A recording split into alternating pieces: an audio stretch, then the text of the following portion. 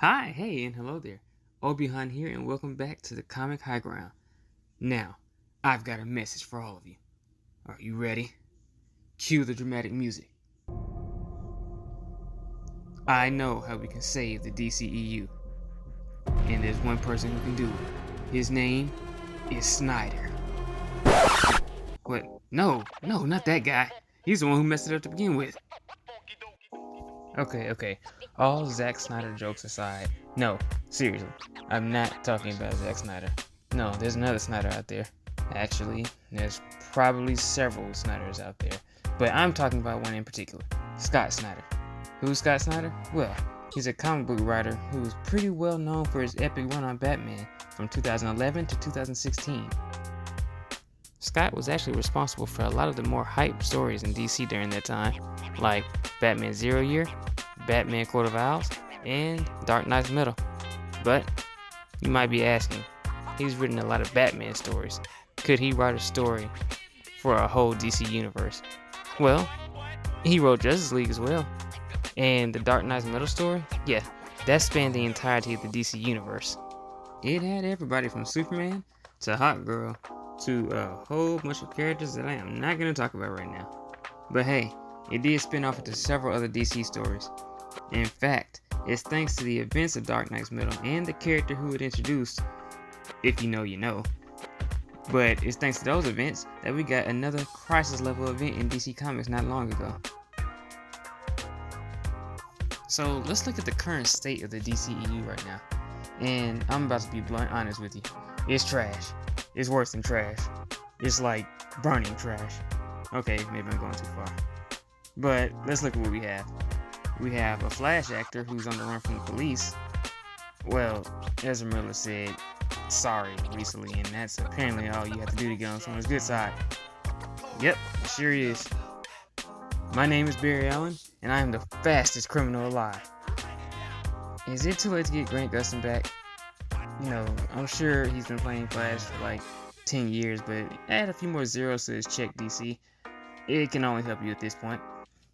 Anyway, what else do we have? Okay, we have Surfer Dude Aquaman, and we have Lady Captain America. I mean Wonder Woman. We have Wonder Woman. And then there's Shazam, which, honestly, although it wasn't connected to the rest of the DCEU, it's still kinda connected to it. Did that make sense? No? Look, all I'm saying is that he really didn't interact with Zack Snyder's Justice League, except for that one scene where there was a Superman who came to lunch with him, but it wasn't Henry Cavill because reasons that we're not going to get into right now. Alright, and who else do we have? Oh yeah, there's that one other guy. What's his name?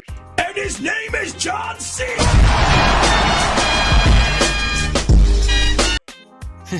Peacemaker.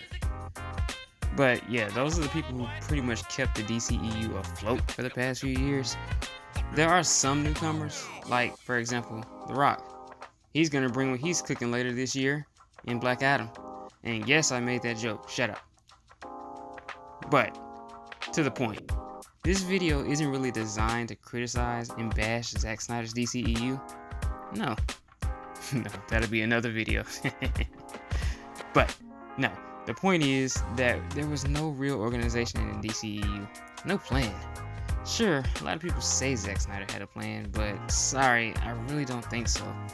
Especially after watching the Snyder Cut. All I'm saying is that he had, 4 years, give or take, to think about the project and see all the fan speculation online? Of course he changed some stuff. And yeah, I'm sure there was studio interference, but when I see the rumors about what he was planning, yeah, I really kinda understand why there was interference. But with WB clearing out basically everything on DC's schedule, man, Titans was getting real good, man. Anyway, this is the perfect time to actually start implementing something akin to what Scott Snyder developed. Apparently DC is still releasing The Flash, and since it's a Flashpoint movie, it could open the doors for DCEU to tackle the multiverse, which I'm pretty sure they're going to, given the plans that they said they had and the ones that were scrapped. And Okay, yeah, we're not gonna get into that. Okay, so I'm gonna put on my thinking cap for a second here and see if we can figure this out. The way I see it, Batman should be the center of the DCEU. Much like Iron Man was for the MCU in the beginning. He was the guy. And yeah, I know, Batman is Batman, a loner. Not the biggest people person, and not a very good team player all the time either. But that's where Scott's Batman could come in handy. It was recently announced that DC was looking at having a 10-year plan similar to Marvel's, so we'll see. I still think that that's definitely the way to go, but again, we'll have to see what they do. The question is, who will be Batman? And that's a good question. Robert Pattinson did a darn good job playing Batman in The Batman, but apparently Matt Reeves, the director, doesn't exactly want his Batman universe to be modeled with, I guess for lack of a better phrase, comic book stuff. That's not what he said, but he wants his trilogy to be realistic, quote unquote, like the Nolan trilogy. Personally, I wasn't the biggest fan of that style, but to each their own. Either way, we cast a new Batman, again, or maybe we find a way to get Pattinson in there.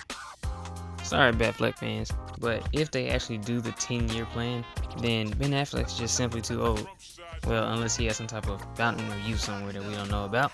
If he doesn't, which I'm sure he doesn't, then that means we're gonna have to cast a younger Batman. In terms of where this new DCEU direction will start, let's say it starts with the Court of Owls. It was such an amazing story which saw Batman coming to terms with the fact that he did not know as much about Gotham as he thought he did. I won't go into all the details right now, but if you haven't read Court of Owls, you should definitely give it a read. Or if you don't feel like reading, check out DC's animated movie, Batman vs. Robin, which is an adaptation of that story. After that, DC could adapt any of Scott's other stories, but ultimately, their endgame, no pun intended, Justice League movie should be Dark Knight's Metal.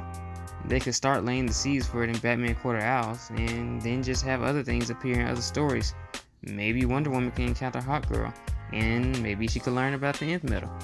Well, that's assuming Black Adam doesn't tackle any of that, but my point stands.